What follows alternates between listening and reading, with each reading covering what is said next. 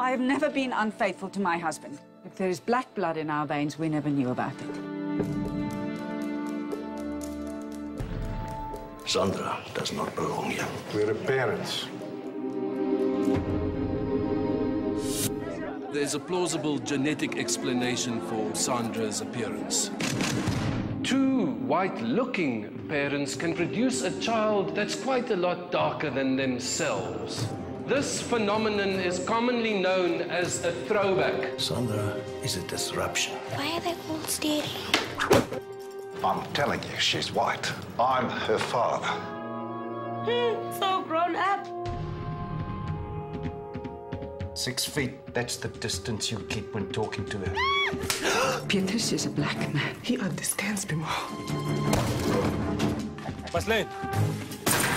If you don't come now, you will never see your family again, I promise you.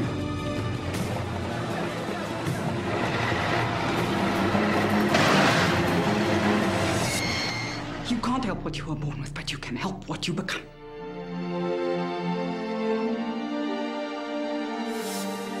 Can't we go to them? She's your daughter. She made that choice. Please, Mama, I need to see you.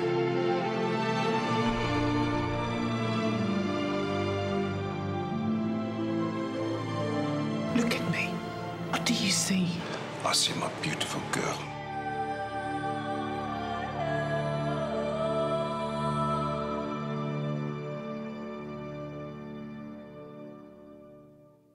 Blog Talk Radio. You are now online with Andrea, with your host, Andrea Garrison.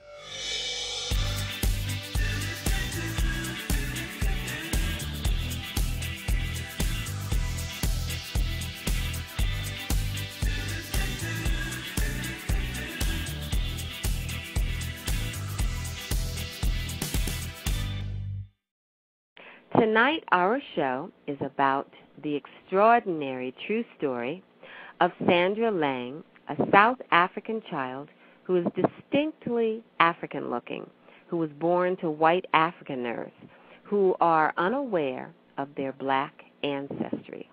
It is a story of family, forgiveness, and the true triumph of the human spirit. All of this is depicted in the movie Skin, directed by Anthony Fabian. Welcome, Anthony, to Online with Andrea, calling in at midnight. Thank you very much. How are you? I'm good. I hope you had a nap. No, I've just come from a very long concert, and so I'm feeling very inspired. Oh, wonderful, wonderful. If you would please share with us a bit about your background, your journey, and why you wanted to be a director and the process to become one. Well, I started off as a very young boy acting in TV and commercials. My mother was an actress and a theater director, and so I had quite a lot of exposure as a little boy to that world. And my father was a scientist, so he was a completely different, had a completely different angle on life. But as I got older, I realized that I felt more excited by the idea of creating the universe, of being the puppet master rather than the puppet. And just was more attracted to the idea of being behind the camera than in front of it. So I started writing, and I wrote a screenplay which got me into the UCLA film and television department. So what was it, I mean, certainly it was inspiring, but what was it about the story that inspired you to want to make a film about it? Because I'm sure you listen to, you hear, there are a lot of wonderful stories, as I'm sure you know. I think it was, I like very much films that tell an intimate personal story set against a much larger socio-political canvas. I'm thinking about films of David Lean, for instance, where you get very involved in the in the personal stories of the characters, but it's set against the Russian Revolution or, films that actually have something to say about the human condition, about history.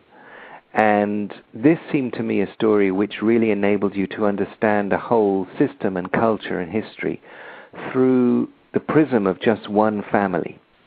And I think the thing that drew me personally was the very emotional nature of the family dynamic, the relationship that this child had with her parents. And I think it's one of the things that makes it a universal story for the people who see it, because we all have parents and we've all had that relationship. Some of us have children and we have that relationship. So I think a lot of people can relate to it very simply on the family level and on the level of perhaps wanting the love and acceptance of our parents, which we don't always get or think we're going to get.